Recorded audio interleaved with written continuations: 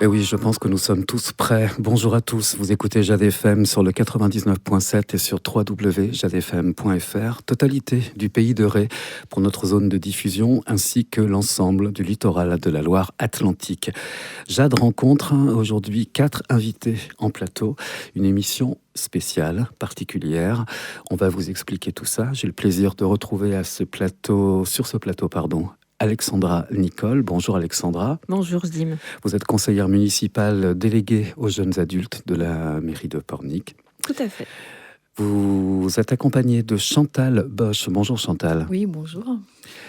À côté de vous, il y a Olivier Tardivot. Bonjour. Bonjour. Et Michel Mango, juste en face. Bonjour. Vous êtes présents tous les 4 sur le plateau de Jade FM parce que vous allez nous présenter vos projets. Donc nous avons 3 porteurs de projets qui ont été sélectionnés dans le cadre de la 4e édition du budget participatif porté par la commune de Pornic. Alexandra, vous êtes une des initiatrices de ce projet, cette 4e édition. Comment est-ce qu'elle s'est passée? On sort juste des sélections. Et là, on a donc les 3 projets qui ont été retenus pour cette année 2025. Tout à fait. Donc cette année, on est revenu sur un format plus classique, puisqu'on est sur la 4e édition. L'année dernière, on l'avait axé pour les jeunes. Donc on a d'ailleurs en cours 2 beaux projets là actuellement. Et donc cette année, on revient sur un format plus classique, avec en tout 21 projets qui ont été déposés durant la phase de dépôt de projet. On s'est fait un petit peu peur, parce que les derniers sont arrivés le dernier week-end, du coup. Mais dans tous les cas, voilà, 21 projets ont été déposés, ont ensuite été présélectionnés par un comité de sélection, du coup, qui s'est réuni juste avant les fêtes de fin d'année pour élire et sélectionner 3 projets qui vont vous être présentés aujourd'hui. Ces 3 projets, ils sont en lice, en compétition, parce qu'ils vont être élus. Donc là, les votes commencent le 1er février, se terminent le 28 février. Vous aurez donc un mois pour pouvoir voter et choisir quel projet élire. Il y a une enveloppe de 70 000 € pour le projet qui remportera ce vote, cette élection. Tout à fait. Ce qui est génial cette année, encore, je dis encore parce que tous les ans c'est un peu pareil, on va parler de jeux, de détente, d'art, de recyclage, de santé, d'environnement. Ça fait un beau cocktail. Complètement. D'ailleurs, sur les 21 projets qui ont été déposés, on a vraiment eu toutes les thématiques, en fait. Et c'était assez intéressant. L'idée aussi, lorsqu'on sélectionne les 3 projets qui seront soumis au vote de la population, c'est d'avoir aussi des projets différents, sur des thématiques différentes, pour ne pas, on va dire, qu'il y ait une tendance un petit peu plus forte qu'une autre. Donc on est attaché aussi à avoir vraiment 3 projets totalement différents, afin de permettre au maximum finalement de citoyens de voter et d'être intéressés par ce qui est proposé. Encore une petite question concernant tout le déroulé. 21 projets, c'est beaucoup. Ça fait beaucoup d'études, beaucoup de temps passé justement à se dire, celui-là, il rentre dans le cadre. Et justement, ma question, elle concerne le cadre. Il y a quand même des impératifs. Tout à fait. Quels sont-ils ? Alors, il va y avoir des impératifs déjà au niveau de l'enveloppe budgétaire, qui est de 70 000 €. Donc, il faut que le projet, premièrement, rentre dans cette enveloppe. Il faut évidemment qu'il rentre dans les compétences de la ville, puisqu'il y a certaines thématiques qui ne rentrent pas dans le champ de compétences de la ville. Je pense par exemple au transport, il faut donner un exemple. Donc voilà, il faut que, évidemment, réglementairement, il soit faisable et juridiquement. Il faut aussi que ce ne soit pas un projet qui soit déjà engagé par la ville. Ce sont des fois des choses qui arrivent. Et c'est pour cela aussi que cette année, alors les autres années, c'était Claire Hugues, du coup, qui était vraiment porteuse de ce projet et qui recevait chaque porteur de projet. Donc cette année, c'est moi-même qui a reçu tous ces porteurs de projet. Et ça permet aussi d'échanger avec chacun des porteurs, d'essayer de comprendre un petit peu leur projet, de comprendre ce qu'ils représentent et ce qu'ils signifient exactement, et d'échanger avec eux, puisque à ce moment-là, on sait déjà s'il y a des projets, par exemple, qui sont déjà engagés. Ça, c'est des choses qu'on peut être en mesure de dire et d'expliquer. Voilà. Il est temps maintenant de les écouter, ces porteurs de projets, porteuses de projets. Je vais commencer par vous, Chantal Bosch. Avec vous, on va parler de santé, d'environnement. Quel est votre projet ? Alors le projet, ça s'intitule Des fruits pour tous. Donc l'idée, c'est de pouvoir planter des fruitiers sur différents lieux de Pornic pour permettre aux habitants d'avoir accès à des fruits gratuits. Beau projet. Concrètement, ça va se dérouler comment pour avoir des fruits gratuits ? Alors, concrètement, en fait, il y a différents lieux qui ont été ciblés dans le projet. Donc, sur différents lieux, par exemple, le Val-Saint-Martin, l'école Kerlor, le Jardin de Ré, l'EHPAD de Montplaisir, et puis un chemin piéton aussi qui longe le chemin de fer. Enfin, on peut imaginer d'autres lieux encore. La rue Paul Paulet. Oui, rue Paul Paulet, qui amène vers le port. Donc, il y a un chemin qui est très emprunté par pas mal de gens, que ce soit des actifs, des seniors, des scolaires. Et donc, l'idée, c'est de mettre un petit peu partout des fruitiers qui s'implantent bien dans notre région pour permettre ensuite aux habitants, en fonction de la saison, de la saisonnalité, de pouvoir cueillir ces fruits, les manger. Voilà. Donc, ça peut être des pommiers, des poiriers, des cerisiers, des figuiers, des pêchers, etc. Voilà.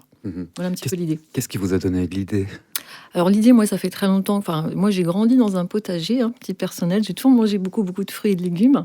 Et ça fait longtemps que j'ai cette idée en tête, peut-être même avant que ça soit un petit peu la tendance, on va dire, générale. Je me disais, on a nos impôts qui vont dans les plantes d'ornement, beaucoup, du temps de personnel qui entretient les espaces verts, etc. Donc c'est important, c'est bien pour l'environnement, pour la beauté, mais on pourrait aussi associer l'utile à l'agréable, planter des fruitiers, qui seraient utiles ensuite pour pouvoir tout simplement les consommer, quoi. Voilà. Votre projet, il s'appuie pour le moment sur la plantation de 100 fruitiers. Effectivement, dans le projet, c'est 100, c'est à minimum 100, mais si on peut en mettre un peu plus, voilà, le budget il est encore 70 000 euros, ça laisse aussi une marge de manœuvre pour faire éventuellement plus de fruitiers, voilà, pour permettre le plus possible à des gens d'avoir accès à ces fruits. Alors, toujours de manière concrète, vous avez cité des lieux où ces fruitiers pourraient être plantés. Comment est-ce que vous le visualisez, ce projet ?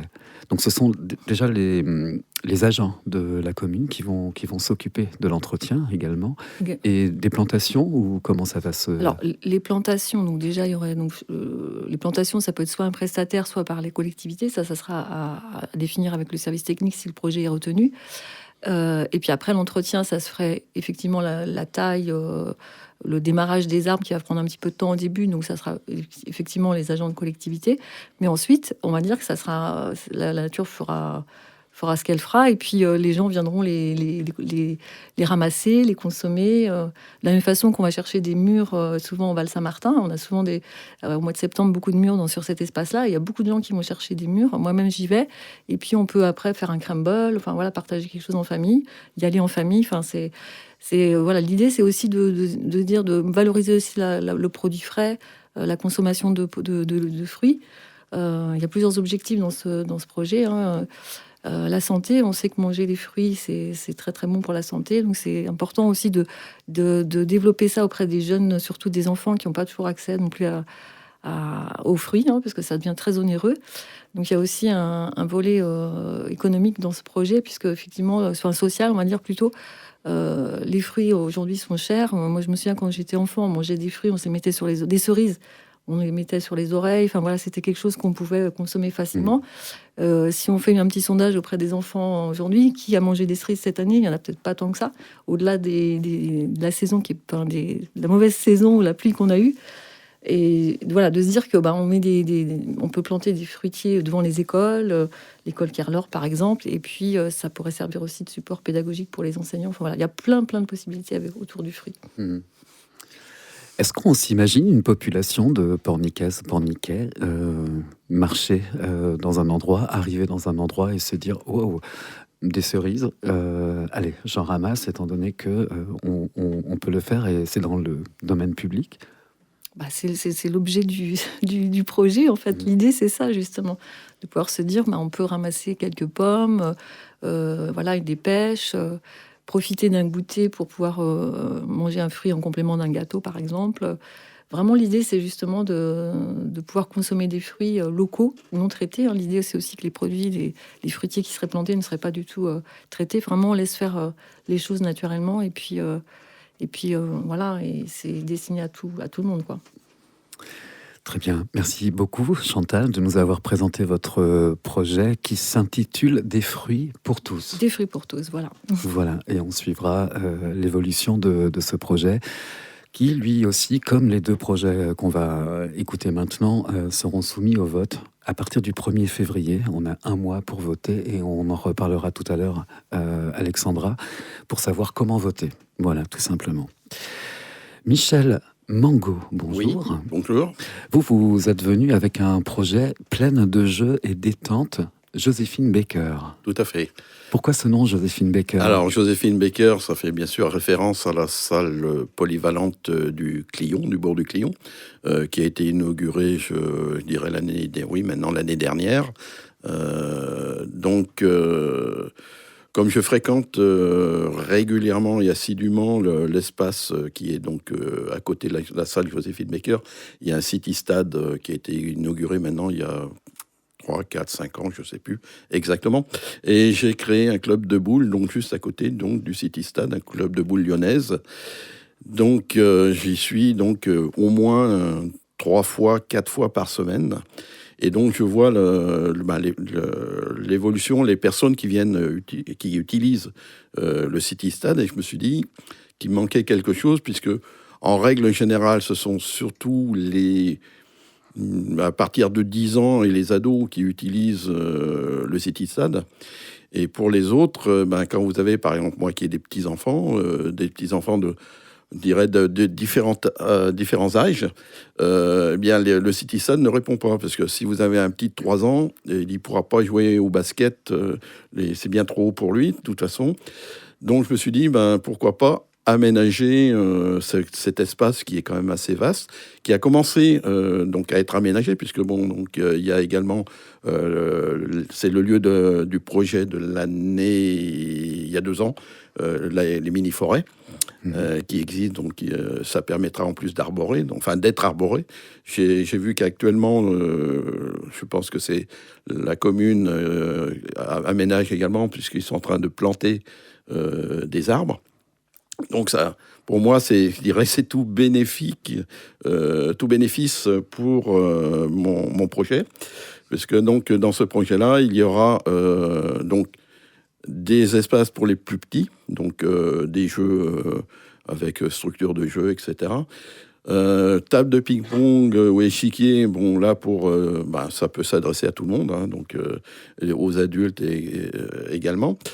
Mais il y aura, je souhaite, et là j'ai fait chiffrer, créer des allées, avec des bancs tout le long du cheminement, qui permettraient donc aux petits de s'exercer, à apprendre à faire du vélo, entre autres. Ça permettrait aux nounous, qui sont assez nombreuses d'ailleurs sur le bourg du Clion, de venir avec les poussettes, soit que les petits puissent jouer, et puis aussi promener les plus petits. Des tables de pique-nique, donc ça, pour dire un peu tout le monde, mais également, j'ai pensé que ces tables de pique-nique pourraient servir aux 2 écoles du bourg qui font l'école dehors. D'ailleurs, je les ai vus ce matin, ils venaient utiliser le City Stade, et donc pour eux, ça serait un bon outil pour faire l'école dehors. L'école Sainte-Victoire et les Nondales. Et les Nondales, tout à fait. Et également, alors ça, c'est suite à la consultation d'un ado qui avait été justement frustré, lors de l'implantation du City Stade.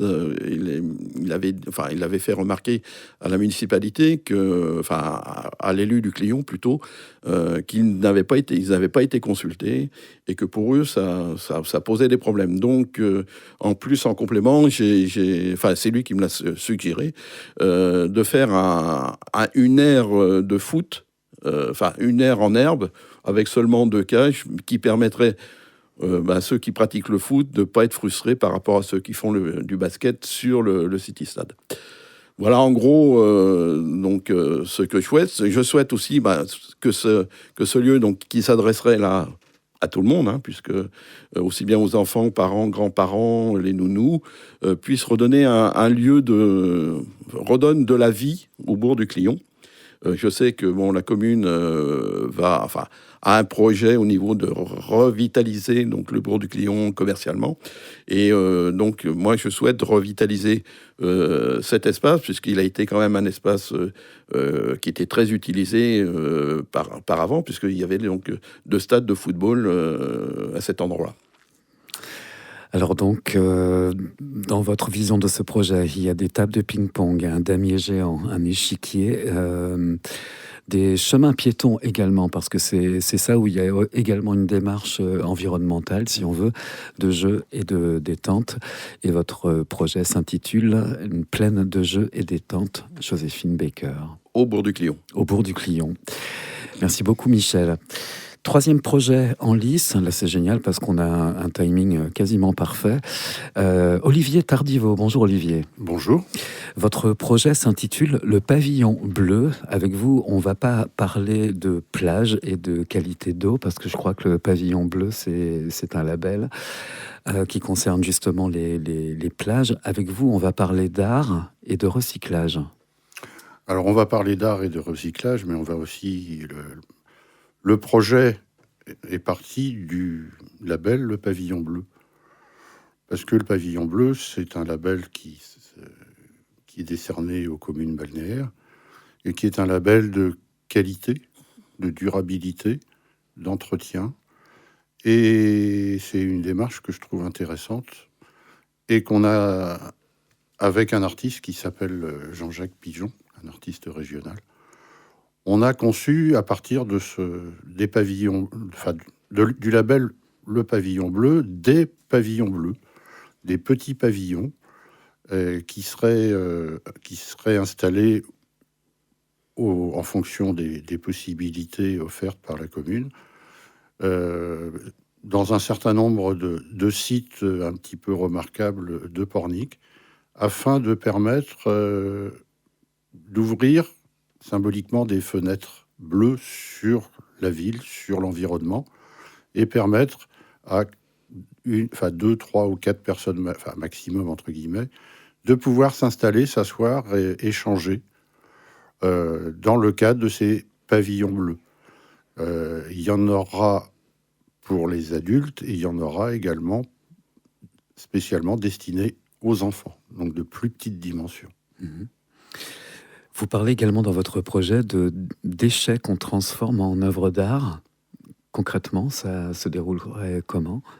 Alors, il y a aussi une démarche sociétale, environnementale et surtout de cohésion. Aujourd'hui, on est au cœur d'un problème, effectivement, de gestion de déchets. Les entreprises locales, comme toutes les entreprises, génèrent par leurs activités des déchets qui sont divers et variés suivant le type d'entreprise. Et la démarche, ça va être de faire collaborer des entreprises qui possèdent, entre guillemets, des déchets dont ils doivent se débarrasser, de recycler, avec un artiste dont l'objectif va être de recycler, de récupérer et de recycler les matériaux dont il va avoir besoin pour créer ses œuvres. Mmh. Et ces œuvres seront participative, puisque Jean-Jacques souhaite faire participer la population de Pornic en général et les jeunes en particulier, notamment à travers une pédagogie scolaire, à la fabrication, le retraitement, comment on fait pour transformer un rebut, un déchet, en une œuvre d'art. Mmh. Très concrètement, ces pavillons, ils vont ressembler à quoi ? Alors ces pavillons, c'est difficile à expliquer, ils seront bleus d'abord, par définition. Mmh.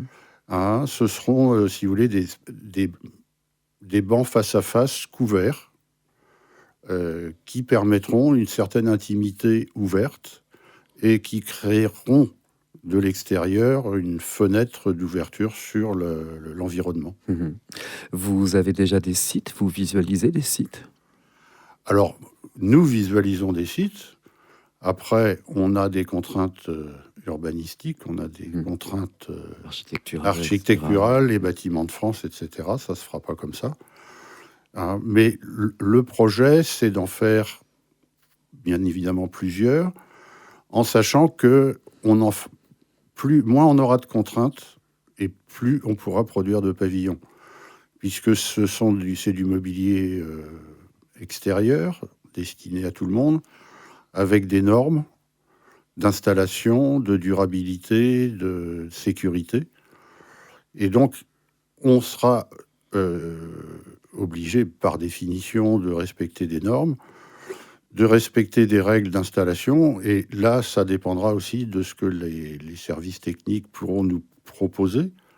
Hein, que les services techniques réaliseraient directement, ou si on devra faire appel à des entreprises prestataires pour installer, poser, sécuriser ces installations. Donc aujourd'hui, on ne peut pas dire combien il y aura de petits pavillons, combien il y aura de grands pavillons. Ça va dépendre des possibilités d'installation et des contraintes techniques qui en découleront. Importance du recyclage, démarche éco-responsable et lieu de rencontre également. Exactement. On veut pouvoir partir. Moi, je suis porniquais maintenant depuis un certain nombre d'années, et je trouve que la convivialité, l'échange, les sourires, le partage d'expériences, l'expérience d'un rire, d'un sourire, d'une histoire, ça me paraît important. Et l'idée du pavillon bleu, c'est de dire on est dans un environnement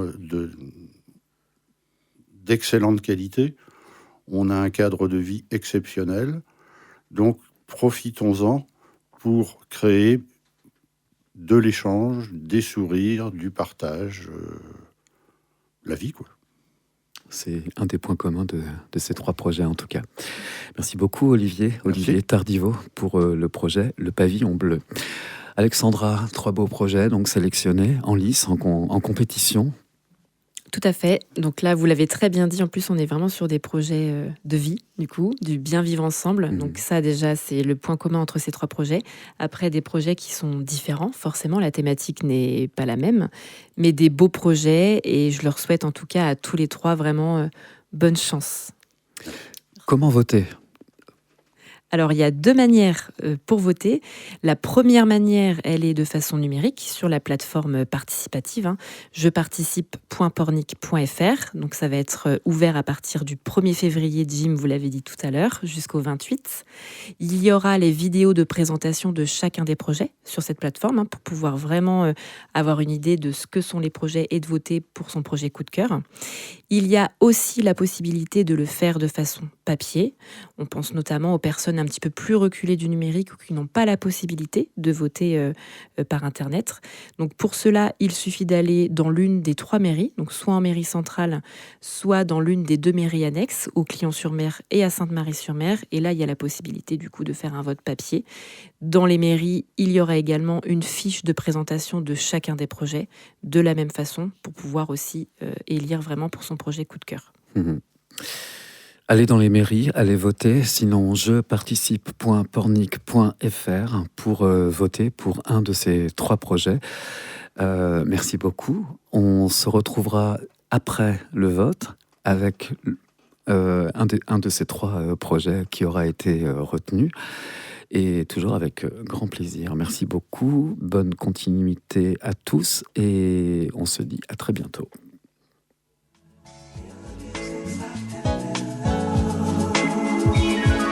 Jade Rencontre, c'est tous les jours à 13h et 19h.